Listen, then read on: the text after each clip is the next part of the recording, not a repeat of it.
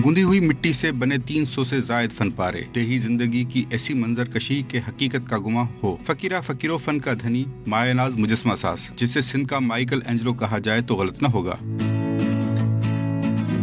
मजहबी मूर्तियां बनाकर करियर का आगाज करने वाले फकीरा फकीरों के फन की प्यास बुझने के बजाय बढ़ती ही चली गई। उन्होंने अपने आर्ट को महदूद नहीं रखा, फाइबर ग्लास और प्लास्टर ऑफ पेरिस पर भी कमालात दिखाए।